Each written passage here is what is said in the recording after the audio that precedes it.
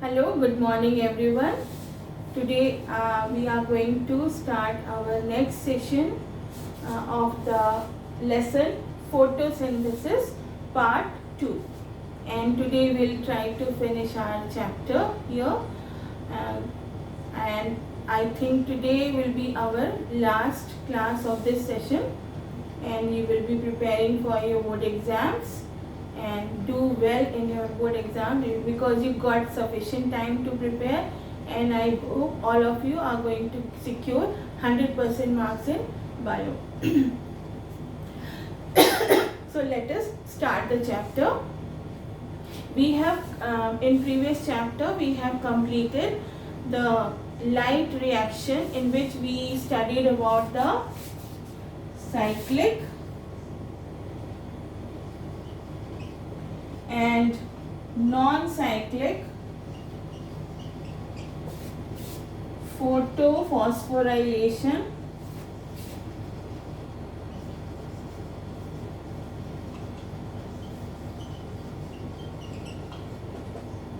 So in the light reaction, these two processes are taking place, and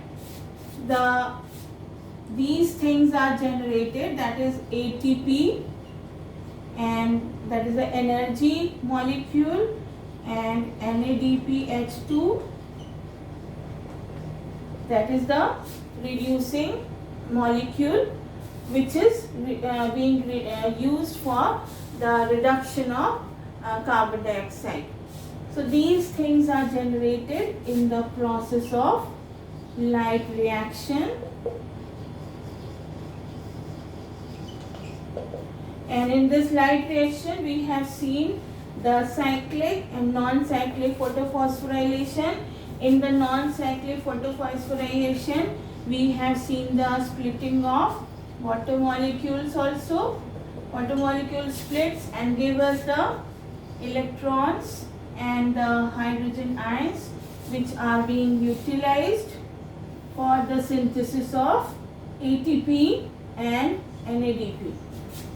So we have seen all these things, and now what we have, the ATP and NADPH2.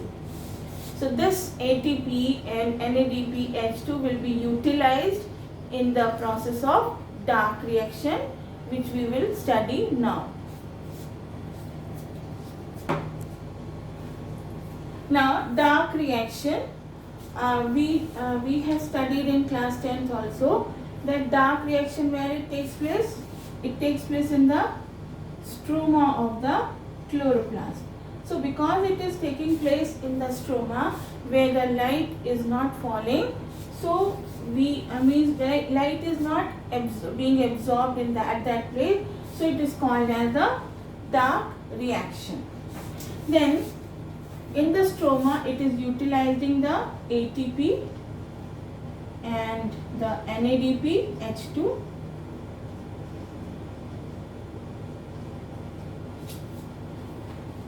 for the synthesis of sugar.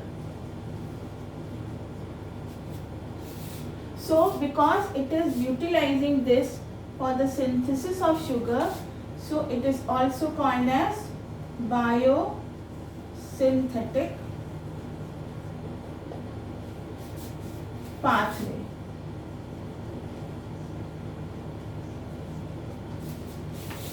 So another name for dark reaction is biosynthetic pathway. This question can be asked, why it is called as biosynthetic pathway.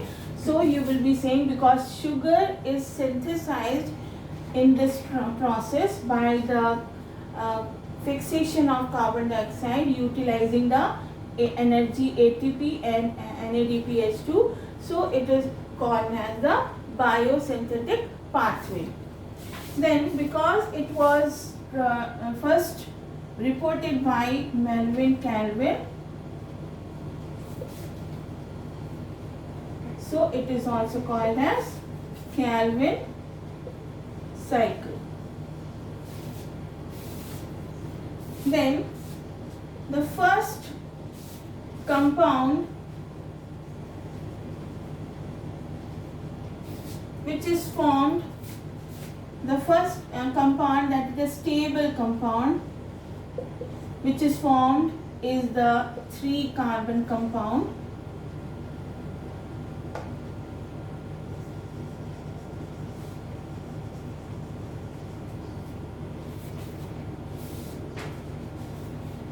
That is the PGA.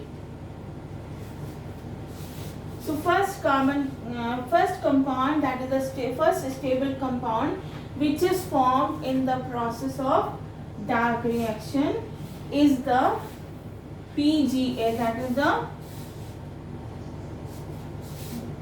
phosphoglyceric acid. PGA means phosphoglyceric acid, and this is the 3-carbon compound. So it is also called as C3 cycle.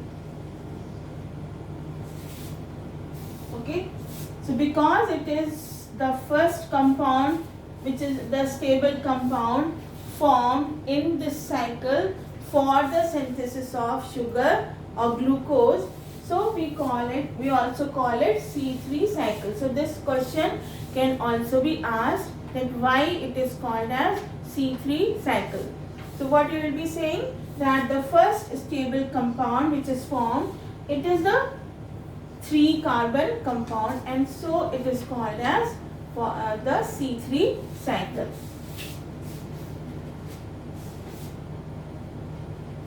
Then the dark reaction completes in, that is the Calvin cycle or the dark reaction or the C3 cycle,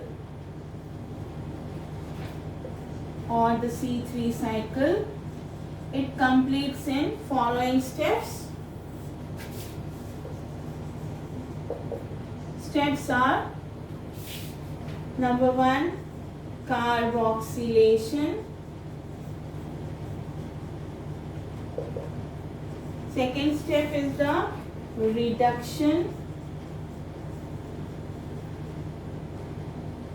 And the third step is the regeneration.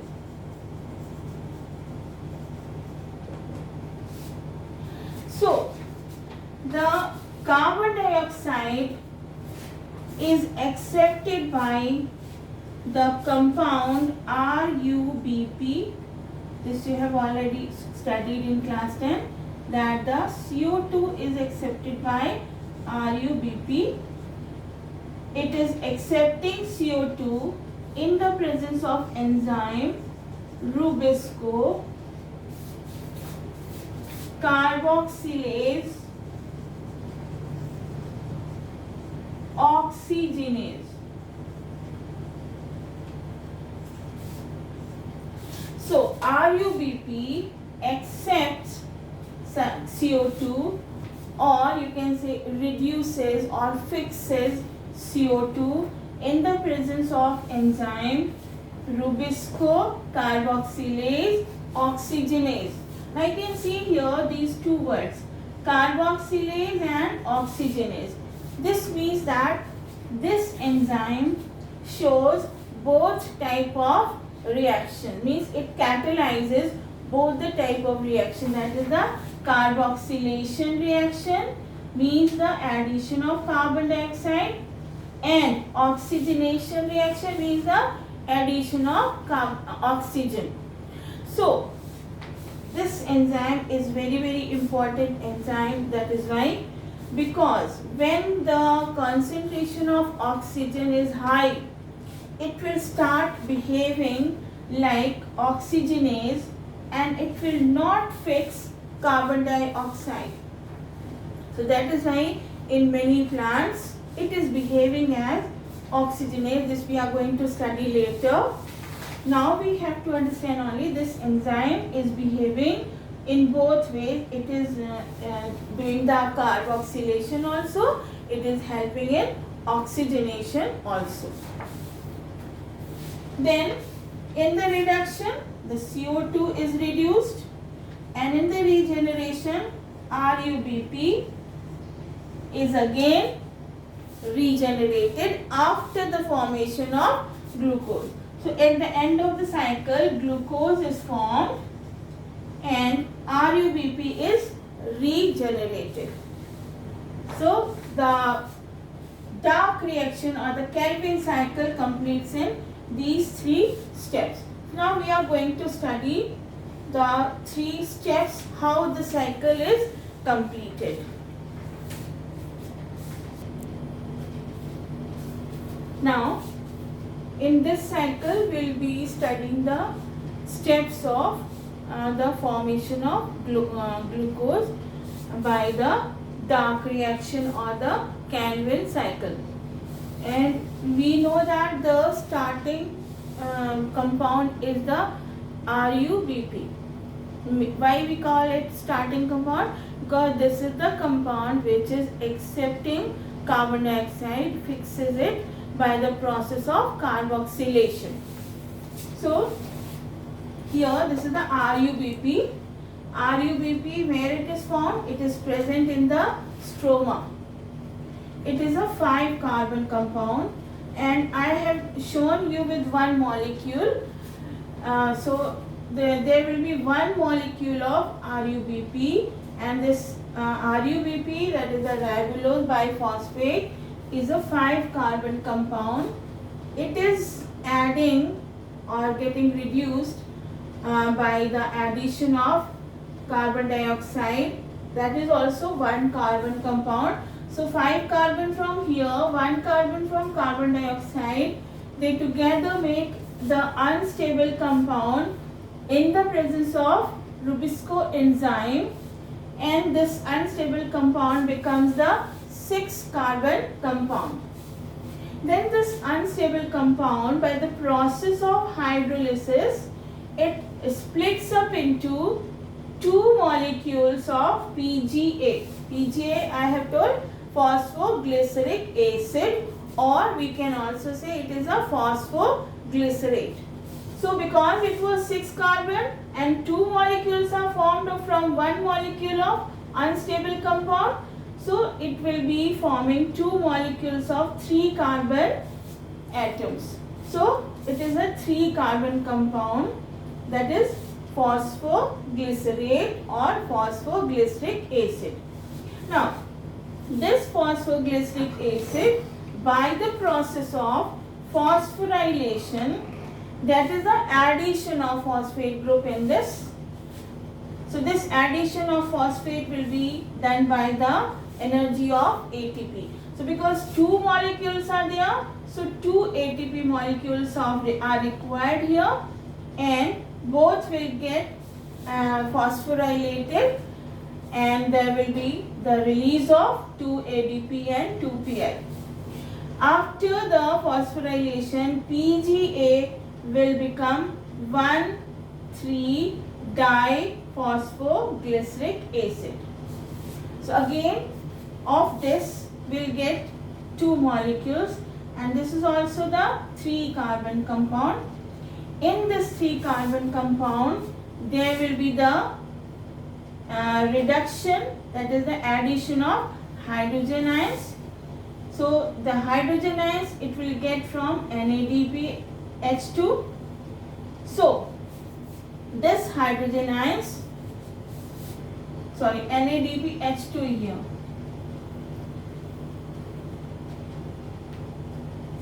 So these hydrogen ions will be added, it will be releasing NADP. Again 2 molecules of NADPH2. So 2 molecules of NADP will be free here, and it will become 5 carbon compound, that is a PGAL, that is phosphoglyceraldehyde. So PGAL is phosphoglyceraldehyde. So we get 2 molecules of PGAL. Now this PGAL and DHAP, that is dihydroacetone phosphate, they go on becoming interchanged into one another. So from this PGAL, we will be getting 2 molecules, and 1 molecule of this PGAL will be utilized in the formation of glucose here. So these steps I will be writing later. You will be leaving up to here, and after rubbing this figure, I will be writing the below steps that you will be adding in your diagram. So you will be leaving the space below it. So this PgAl, 2 molecules we are getting. So 1 molecule of PgAl will be utilized in the formation of glucose here, and 1 molecule will form erythrose. This 1 molecule of erythrose will get converted into pseudohaptylose, that is the 7 carbon compound. This also 1 molecule will be getting. Then the pseudohaptylose will get converted into RUMP, that is the ribulose monophosphate. When it will be phosphorylated by monophosphate, it will be becoming the 5 carbon compound. Here it was 7 carbon compound. It will become 5 carbon compound RUMP.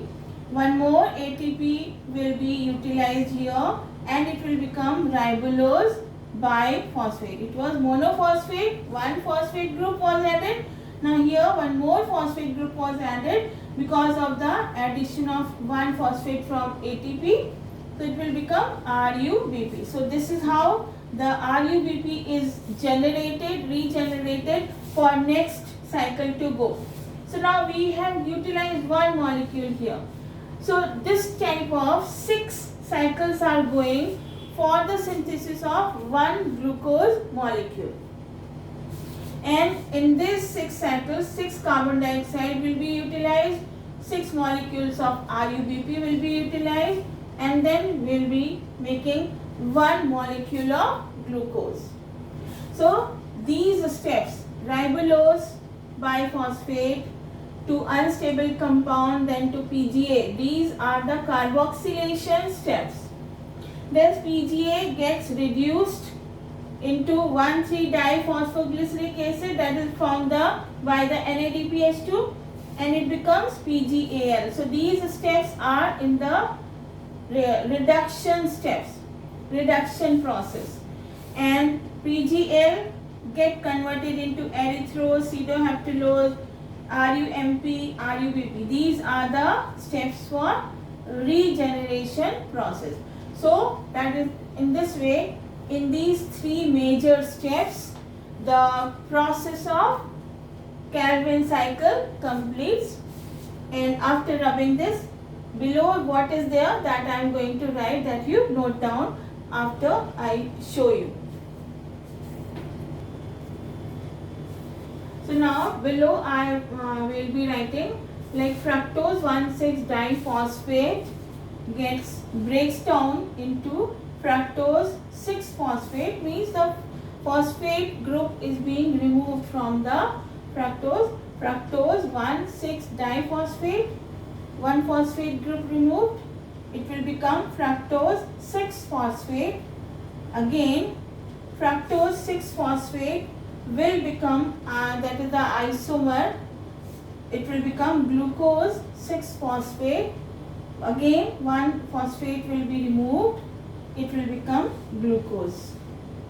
Okay, so like this, from PGAL the glucose molecule is formed. Now this cycle which we have seen, that there we have utilized 1 carbon dioxide. So 1 cycle, only 1 carbon dioxide is utilized. So for means 1 carbon only getting fixed up, and glucose molecule is having 6 carbon. So it means that we require 6 cycles for synthesis of 1 molecule of glucose. So 1 cycle, only 1 carbon dioxide is used. So we require 6 cycles for synthesis of 1 glucose molecule. Now in 1 cycle we have used 3 molecules of ATP and 2 molecules of NADPH2. So total molecules are also asked in the exam. So how many total molecules? So for one cycle we are using this one, and for one molecule of glucose we require 6 Calvin cycles. So 6 cycles we will be utilizing 3 into 6, that is 18 molecules of ATP, and 2 into 6, that is 12 molecules of NADPH2. Then time required in one cycle is 15 seconds. So time required for 6 cycles, it will be 15 into 6, that is 90 seconds. So in 90 seconds synthesis of one molecule of glucose takes place. Now one more thing you have to keep in mind, that when 2 molecules of the PGAL are being utilized, one molecule is utilized in the formation of fructose 1,6 diphosphate, and one molecule is utilized for regeneration, which we have drawn in the cycle. So but here actually it is not the thing in all the cycles. So total, if we say that the 12 molecules of PGAL are formed in the total cycle, all the 6 cycle, if we consider 12 molecules of PGAL we are getting. Out of these 12 molecules, 2 molecules of PGAL are utilized in the synthesis of glucose molecule, and 10 molecules are utilized for the regeneration of RUBP.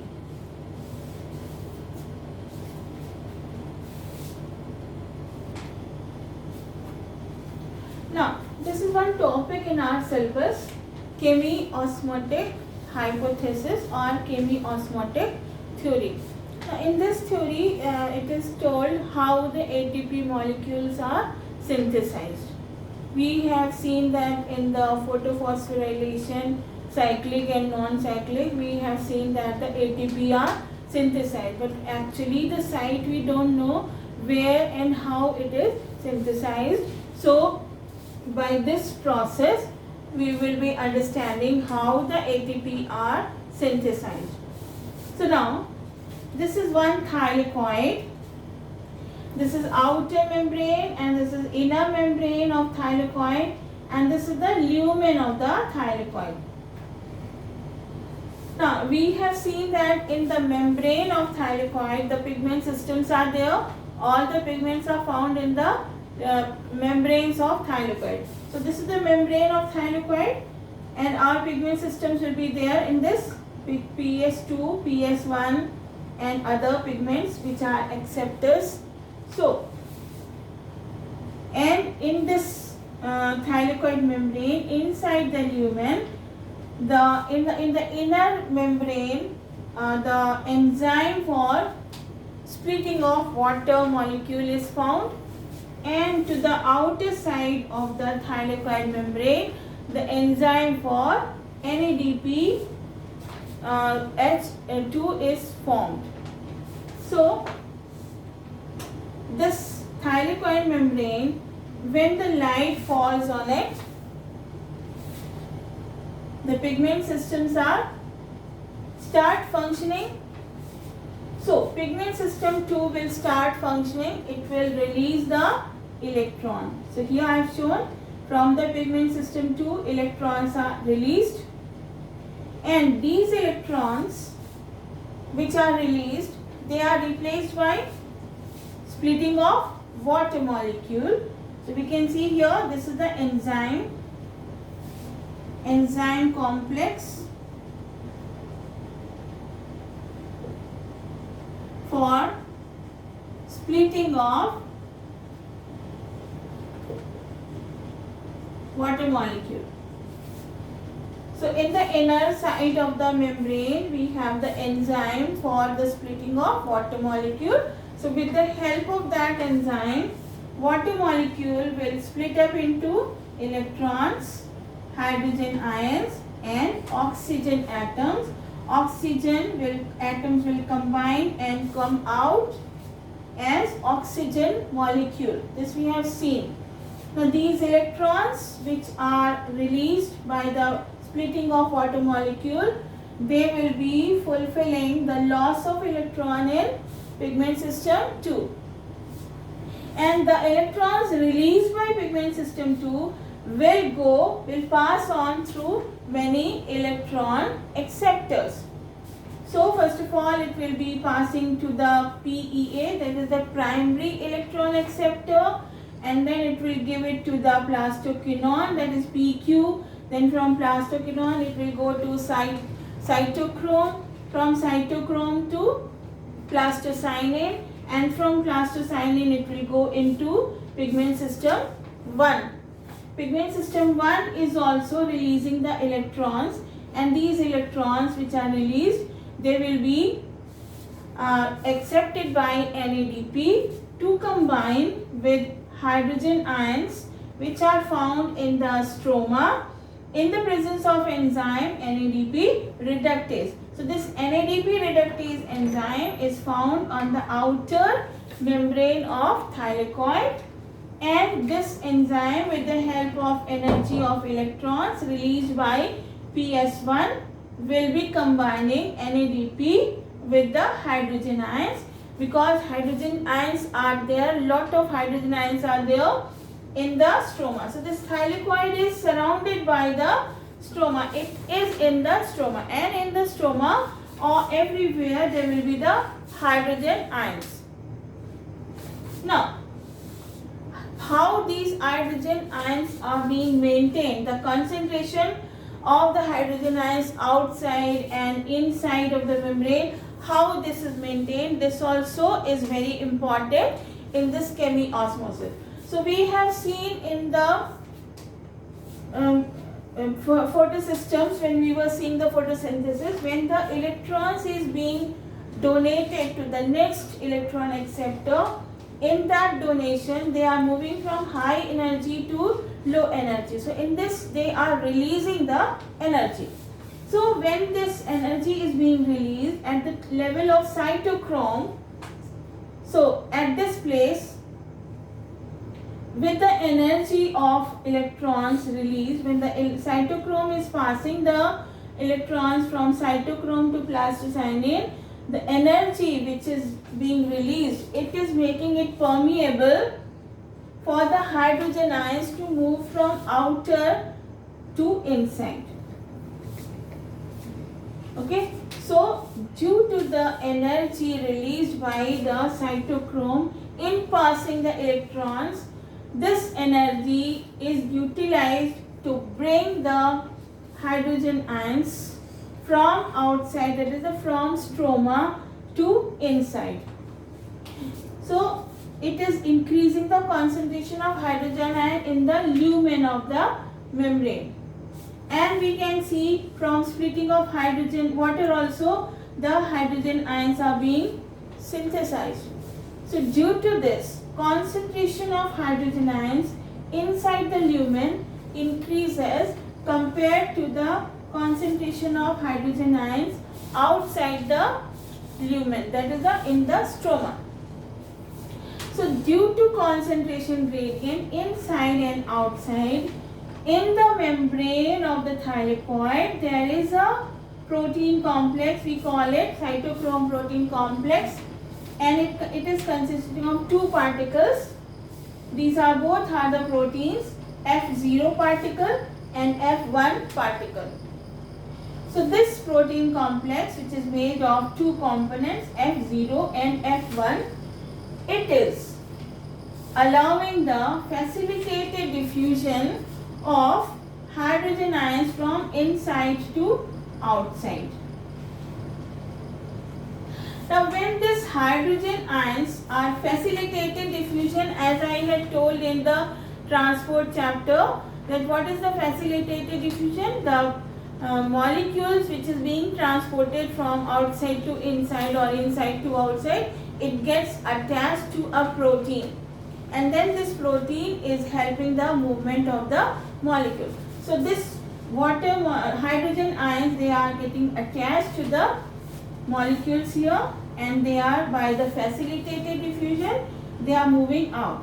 When they are moving out, they are releasing the energy.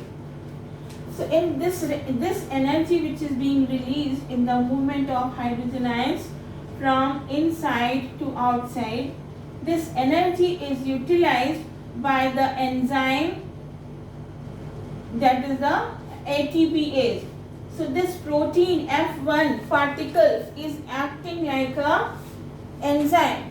So this enzyme is called as ATPase enzyme, and this enzyme is helping in the synthesis of ATP by adding inorganic phosphate with ADP, utilizing the energy released by hydrogen ions when they are coming from lumen to the stroma.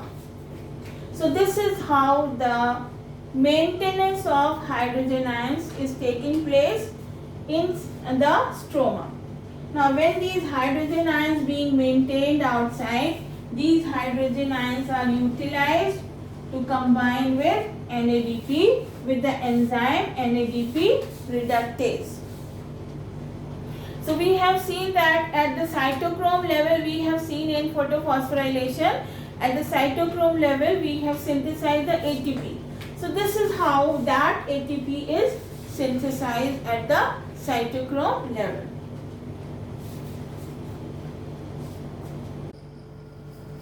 Now another topic in this lesson will be the photorespiration. Now photo means in the light and the respiration means the release of carbon dioxide takes place in the respiration. So this is the process of photosynthesis in which carbon dioxide, which is fixed by the process of photosynthesis, it is released and it takes place in the presence of light. So this process is called as photorespiration, and it is also called as C2 cycle or carbon oxidation cycle, because in this cycle oxidation of carbon dioxide takes place instead of carboxylation of carbon dioxide.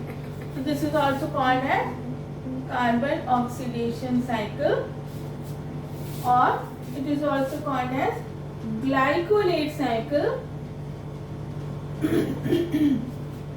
because the first compound, which is first stable compound which is formed in this cycle is the glycolate, and it is 2 carbon compound. So it is also called as C2 cycle and it is also called as glycolate cycle. Now, the conditions which are necessary for this cycle are excess of or high concentration of oxygen.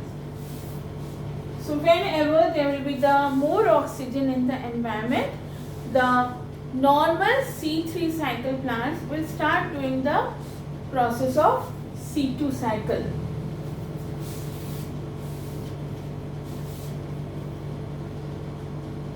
Then when this cycle takes place, it is occurring in the sites are chloroplast, then mitochondria,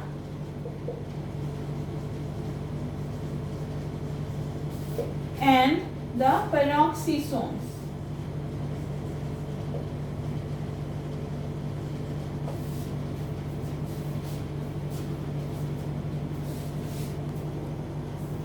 Now, peroxisomes are the membrane bound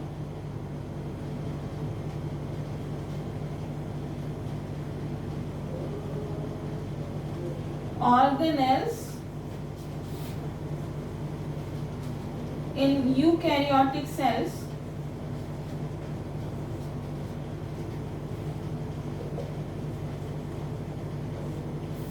Now these organelles are mainly connected with or associated with the fat metabolism. So this cycle, that is the C2 cycle, takes place in these 3 sites. So it completes on these 3 sites. Now, it is said that it is a wasteful process.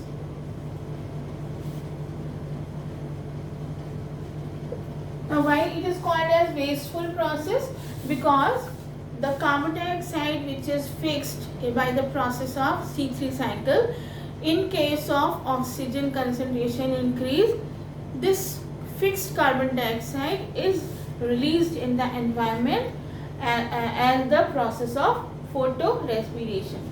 So it is a waste of energy. We can say the energy which is utilized in the fixation of carbon dioxide, because of the process of photorespiration, this energy becomes waste, because this fixed carbon dioxide is released in the environment as a carbon dioxide, and that is why we call it the process of respiration, because in respiration oxygen is taken in and carbon dioxide is given out. So in this process also, when oxygen concentration in the environment is very high, the plant stops the process of photosynthesis and starts the process of photorespiration, where in the presence of oxygen it takes in the oxygen and oxidation of the carbon dioxide takes place and CO2 is released in the environment. So whatever CO2 is fixed, it is released. So energy utilized is waste, and that is why it is called as the wasteful process. Another thing, so why it is a wasteful process? First of all, the process, in the process, normal photosynthesis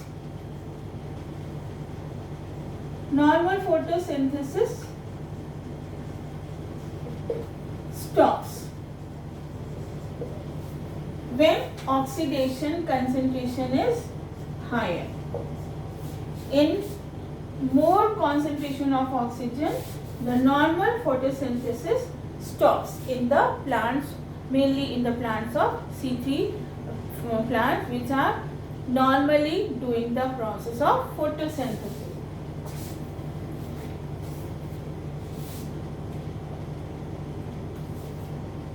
Now, in this process, ATP is consumed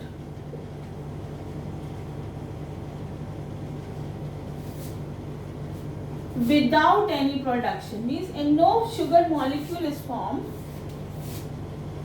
without any product or production, means the ATP is being consumed but no product is being formed. So that is why it is called as the wasteful process.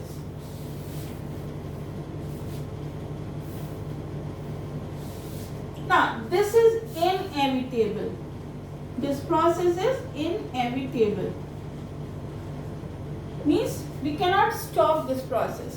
Whenever there will be the oxygen concentration or oxygen level high, this process will automatically start. So that is why we call it as inevitable process. And why this is inevitable process? Because of the nature of the enzyme Rubisco. As we have seen in our previous cycle, Rubisco functions as carboxylase also, and it functions as oxidase also.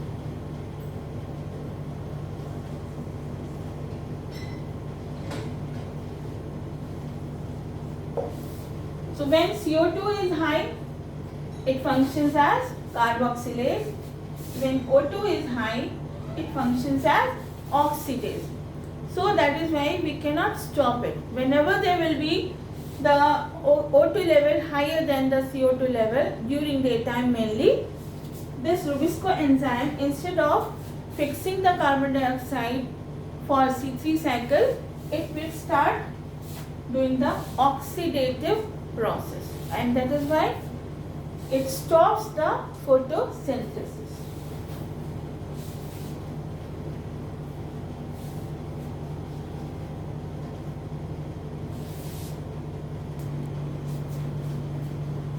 Now, this is the process of photorespiration.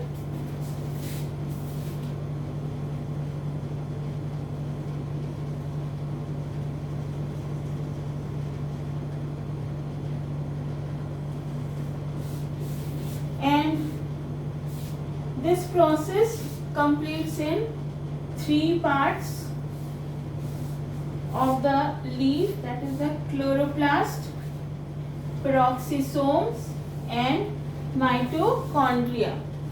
Now, as I have told, this is the inevitable process, means this process goes in both way. Either if the CO2 concentration is more, then normal photosynthetic process will take place by the Calvin cycle. We can say that in the chloroplast, if CO2 is available, in the presence of Rubisco enzyme, RUBP will fix CO2 into 3 carbon compound, that is phosphoglyceric acid, and the normal Calvin cycle will start and it will produce the glucose molecule. But in case if oxygen concentration is more, then the CO2 fixation will stop, or the CO2 which is fixed, it is also taken, means the PGA which is formed, it will lose 4 carbon atoms and it will become 2 carbon compound, that is the phosphoglycolate. Once again I am telling that oxygen if more, then what will happen? The photosynthesis, normal photosynthesis will stop, PGA will lose 4 carbon and phosphoglycolate, that is 2 carbon compound, will be formed with 2 molecules, and there will be loss of 2 inorganic phosphate.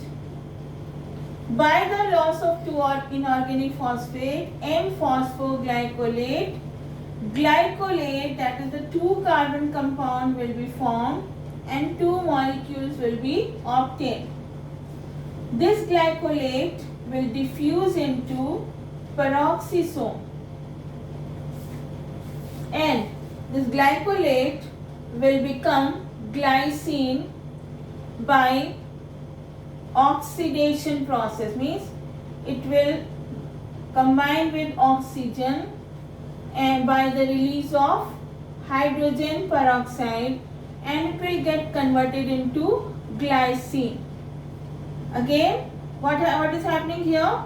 This cycle, another cycle is going on. Glycolate gets combined with oxygen and gets converted into glycine and hydrogen peroxide.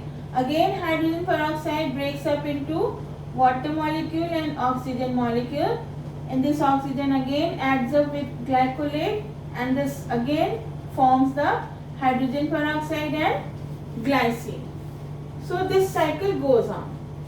Now, glycolate by the oxidation of the glycolate by adding with the oxygen, oxidation will take place and it will become glyoxylate, and hydrogen peroxide will go on breaking like this, and this will go on making the cycle continue. So what is happening here again? Glycolate combines with oxygen, by the process of oxidation gets converted into glyoxylate. Glyoxylate combines with amino group and becomes glycine, that is another amino acid. Amino acid glycine will diffuse into mitochondria and it will lose the amino group, that is the NH3, and by the formation of NADPH2, it will lose carbon dioxide, that is 1 carbon, it was 2 carbon, 1 carbon is lost in the form of carbon dioxide, 1 carbon with the decarboxylation process, carbon dioxide is lost, serine will be formed, serine will be 3 carbon compound. So because 2 molecules were there here, so means total how many carbons? 4 carbons are there. 1 carbon is lost in the form of carbon dioxide. So remaining 3 carbons will make the serine. So one molecule of 3 carbon and 1 carbon compound will be formed from the 2 molecules of glycine by the loss of ammonia, and this serine will again diffuse into peroxisome, and again it will be losing the ammonia and it will become hydroxypyruvate, 1 molecule. This hydroxypyruvate again get by the addition of hydrogen ions, it will form NADPH2 and it will form the glycerate, that is the 3 carbon compound and 1 molecule. This glycerate will diffuse into chloroplast, and by taking the energy of ATP, it will get phosphorylated and it will gain the 3 carbon compound molecule, that is the PGA. And if the oxygen level gone down, CO2 level is more, then it will start the normal photosynthesis again, otherwise it will start again this process. So it will go on synthesizing carbon dioxide, that is the loss of wastage of energy. By wastage of energy for making so many compounds, intermediate compounds, it is releasing the carbon dioxide. So that is why it is called as the wasteful process.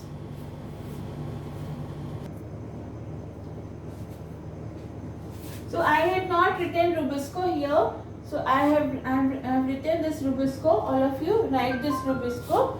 And one more thing you should know here, that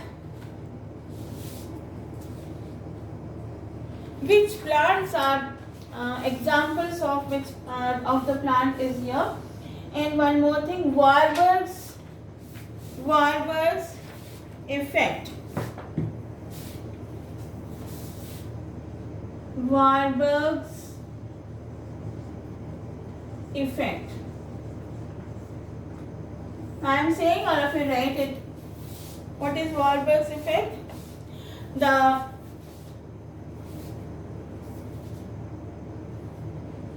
Due to increased oxygen concentration,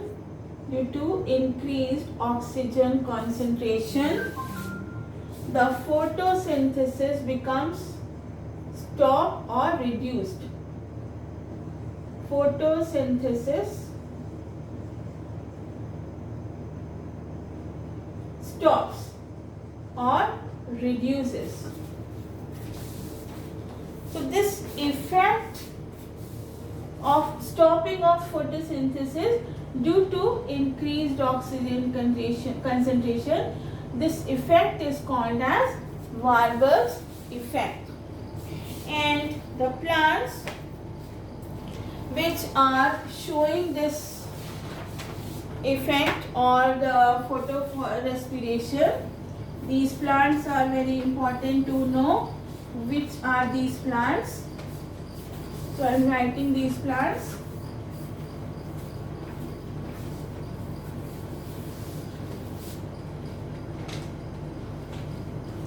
So these plants are temperate plants,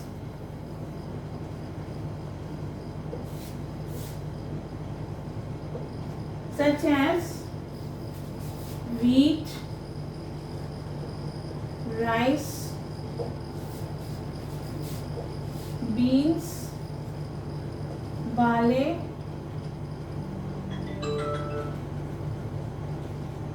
etc. And all those plants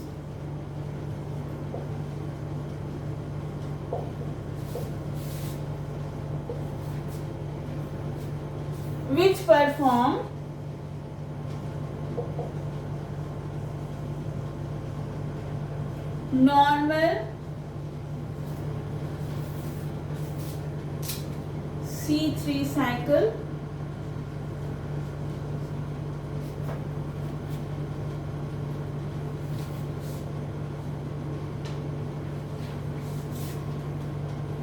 but which when encountered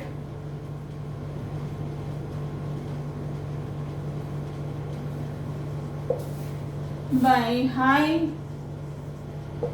O2 concentration and high temperature, they perform C2 cycle.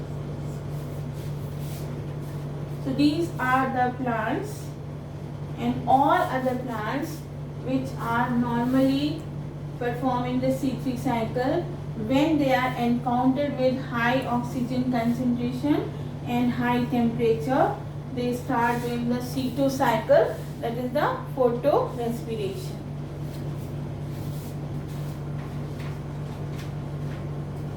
Now next is the C4 cycle in C4 plants, and we call it C4 pathway or Hatch and Slack cycle also. Now again, why we call it C4 cycle or C4 pathway? Because the first stable compound is 4-carbon compound, that is OAA or oxaloacetic acid. So the first stable compound which is formed in this cycle is OAA, so we call it the C4 cycle.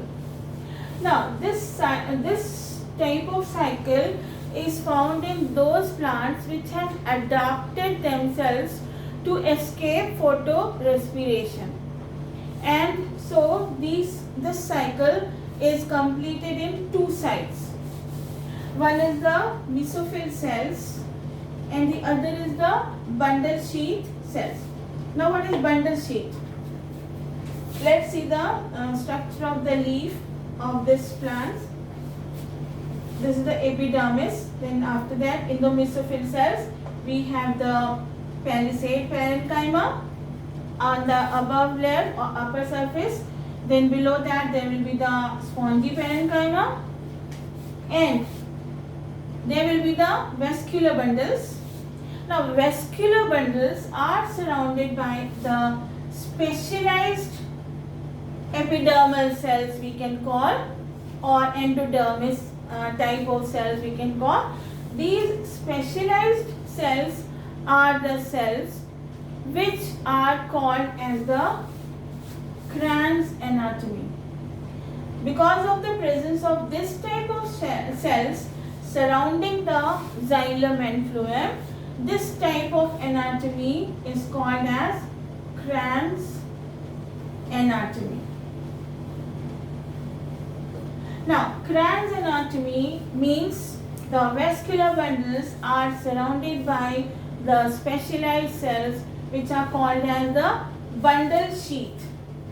So these specialized cells, they make a ring-like structure, that is a wreath type of structure or any circular structure, and we call them bundle sheath. Sheath means protective covering or any covering. So this is covering which is covering the bundles, vascular bundles. So we call them bundle sheath cells.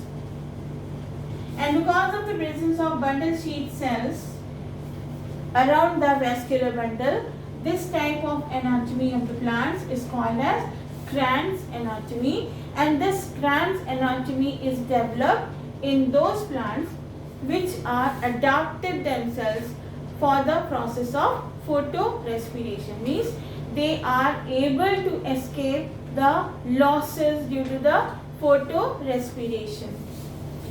Now, in the palisade parenchyma, the cells will have the granule chloroplast. And if we see the granule chloroplast, the chloroplast will be the normal chloroplast with the granum and the lamellae. So this is the granule chloroplast. But when the chloroplast have only the stroma lamellae, only the lamellae, no grana, then this type of chloroplast are called as agranule chloroplast.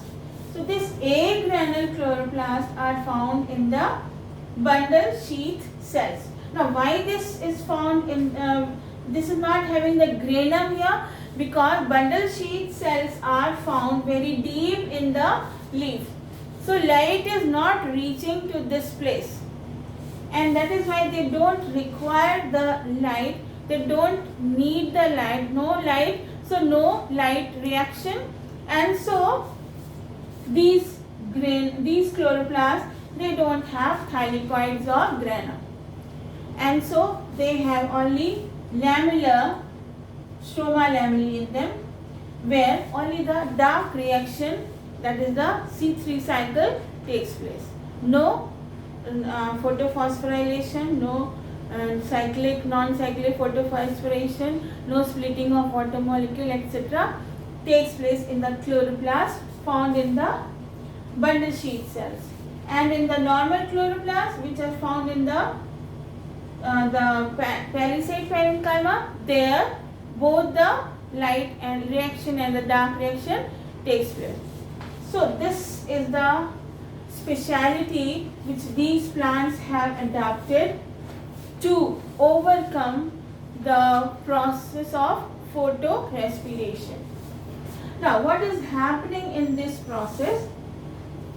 This process completes in two types of cells, that is the mesophyll cells and in the bundle sheath cells. Mesophyll cells have granule chloroplast in them and bundle sheath cells have agranule chloroplast in them. It means that C3 cycle takes place only in the bundle sheath cells and there is no C3 cycle in mesophyll cells. That is, in them there is no C3 cycle. Now why there is no C3 cycle? Because these plants, their stomata are closed during daytime and the stomata are open during night. So because stomata are open during night, they take in carbon dioxide in the night time. So what happens here in these plants? Carbon dioxide and water in the night time, in the mesophyll cells, carbon dioxide and water forms bicarbonate in the presence of carbonic anhydrase. Means carbonic acid is formed in this by the addition of carbon dioxide and water in the presence of carbonic anhydrase. And carbonic acid with the action of phosphoenol pyruvate, it becomes oxaloacetic acid, that is the 4-carbon compound. This is the 4-carbon compound.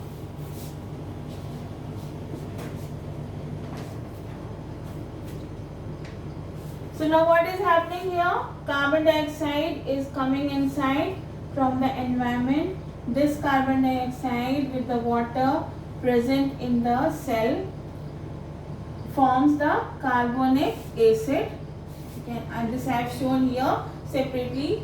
Water and carbon dioxide combines to form carbonic acid in the presence of enzyme carbonic anhydrase, and this carbonic acid dissociates into hydrogen ions and bicarbonate ions. Then this carbonic acid, by the dissociation into hydrogen ions and bicarbonate ions, it forms the oxaloacetic acid by combining with phosphoenol pyruvic acid or phosphoenol pyruvate in the presence of enzyme PEPCO. The full form of PEPCO I have written phosphoenol pyruvate decarboxylase. So carbon dioxide from this will be removed and it will form, combining with PEP, the oxaloacetic acid, that is the 4-carbon compound. Now, this oxaloacetic acid will get converted into malic acid or aspartic acid. Malic acid will diffuse into bundle sheath cells here.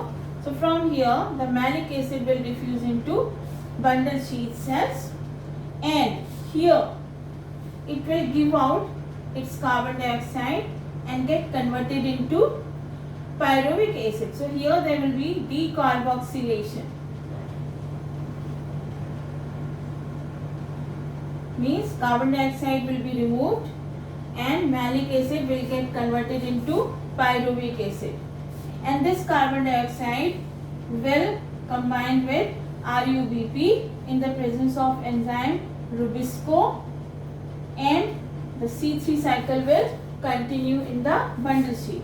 Pyruvic acid will diffuse into mesophyll cell, and in the mesophyll cell it will get combined with phosphate group of ATP, and it will become ATP to AMP.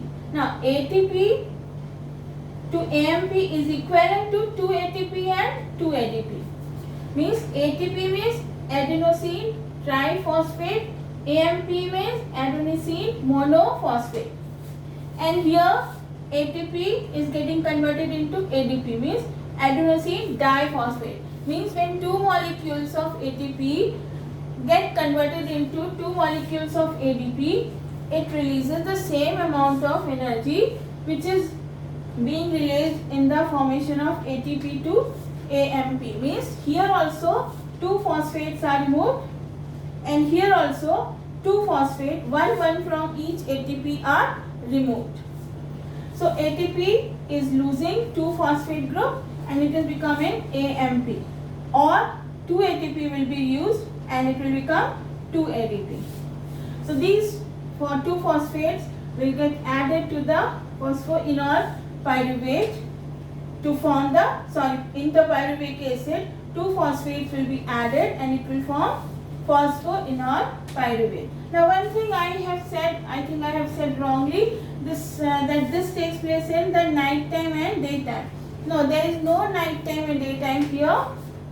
In this mesophyll cell, there will be only the taking of carbon dioxide, and it is incorporated into oxaloacetic acid, and then it is given to bundle sheath cell, where the use of carbon dioxide takes place for the synthesis of glucose. So here with the C3 cycle, glucose will be synthesized in the bundle sheath cells, and in the mesophyll cell only the carbon dioxide will be taken from outside in the atmosphere.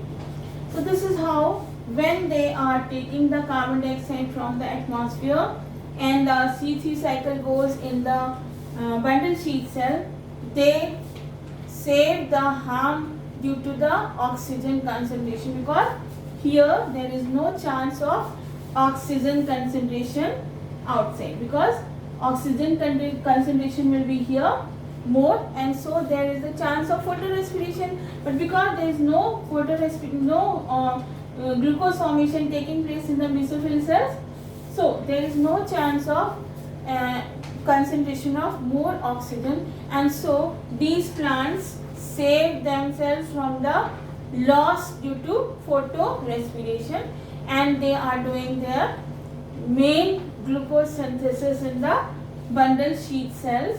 And because this anatomy is called as Crane's anatomy, because the anatomy of the leaf where the xylem and phloem vascular bundles are surrounded by specialized cells which are protecting them, and so they are called as bundle sheath cells.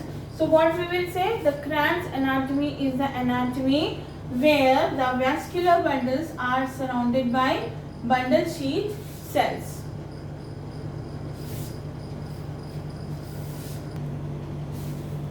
Now the next type of plants are the CAM plants.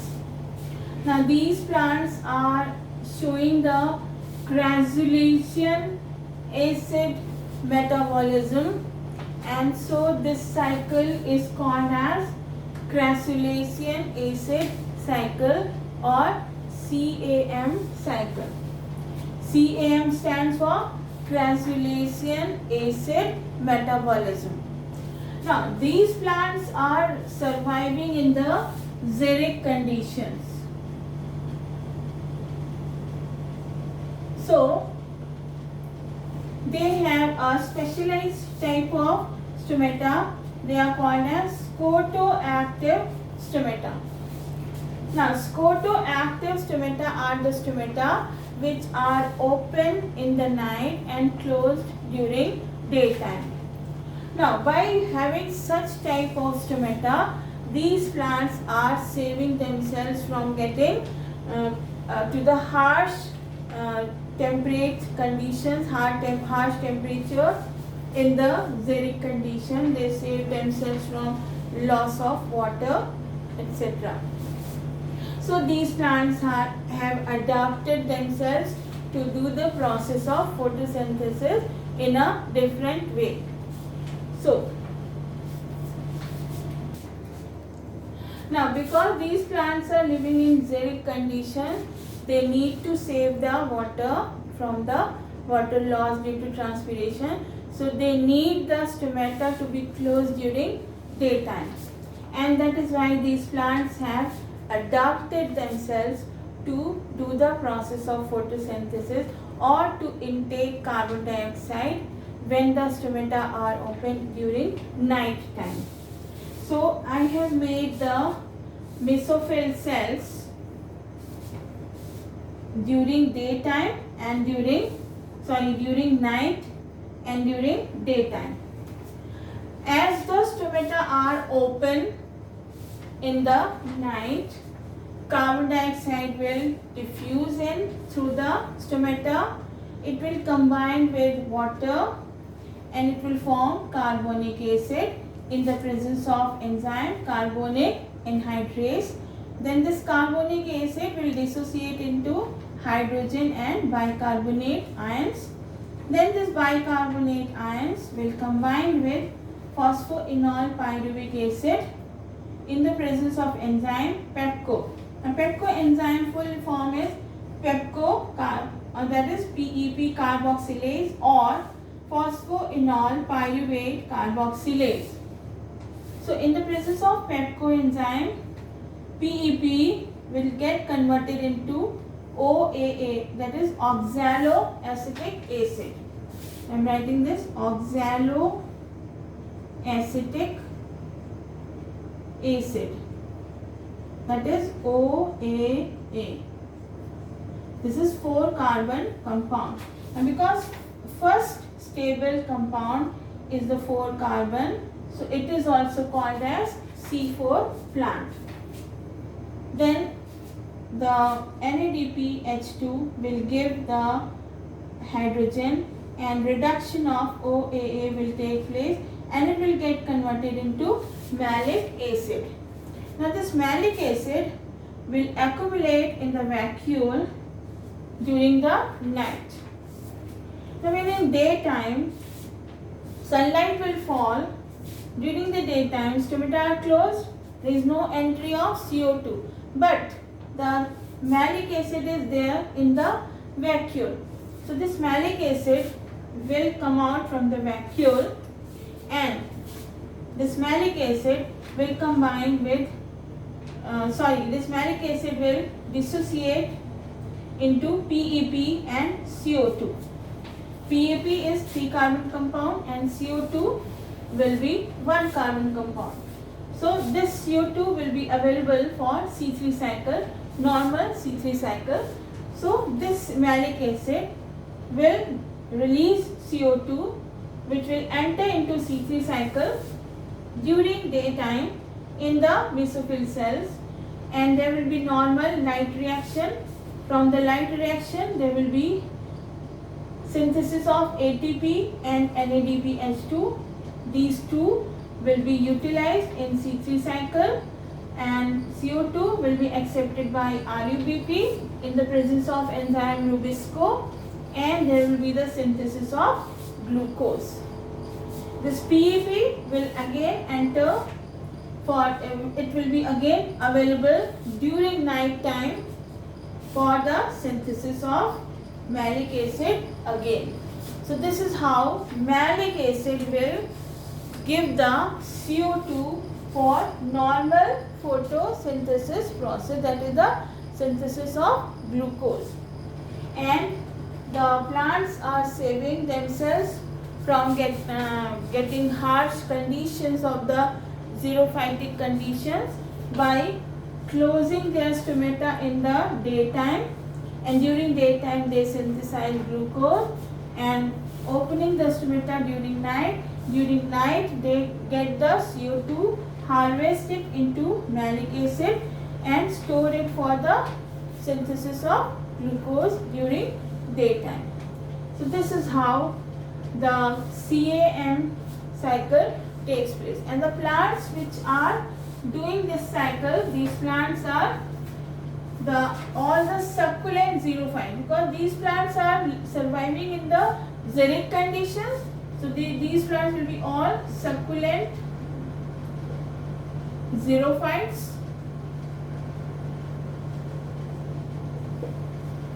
Then all the type of cacti. Then some members of Euphorbiaceae. This is also the xerophytic plant, Euphorbiaceae.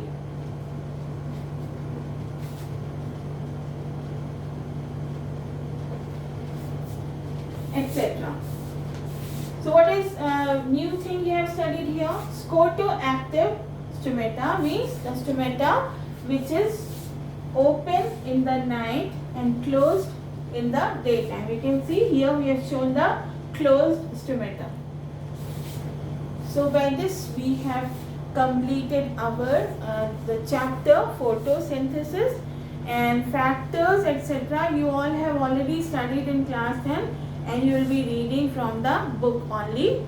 If any problem, then we will discuss it later. Otherwise this chapter is over. Okay, go on writing the all the topics which I have explained. Listen to the video again and again and write all the descriptions step by step, and try to learn the description from with the help of cycle only. By looking at the cycle, you should be able to describe the whole process. This practice you have to do. Okay, thank you, and I hope this will be our last day of the session this time. And now we'll be having the summer holidays. You will be preparing for your board exams, and hope to meet in July again. Okay, thank you. God bless you.